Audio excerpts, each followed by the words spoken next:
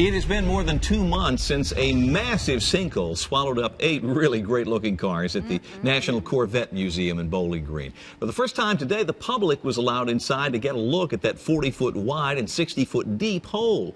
Tours will continue through the weekend. Now, that sinkhole caused hundreds of thousands of dollars in damage, but for the owners of those classic cars, the loss was somewhat emotional. Certainly it was. Fox 17's Justin McFarland shows us how the sinkhole brought one man to tears.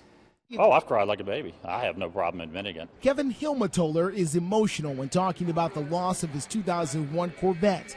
It looked something like this when he gave it to the Corvette Museum back in December. Once you have one, you never not have one. That was before a 60-foot sinkhole swallowed it and several other classic cars. They didn't find it until a couple weeks ago. When crews raised the car from the hole, this twisted metal is all that was left.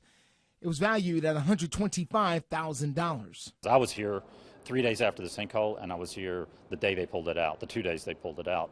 Man, I cried like a baby. The car was the third Corvette that he owned, and each one, he says, was like a member of his family. So something about the car, it becomes part of you. You sit in the car for the first time you drive it, and it's like an extension of your hands and legs and your mind. It just, it just anticipates your moves. In Bowling Green, Kentucky, Justin McFarland, Fox 17 News.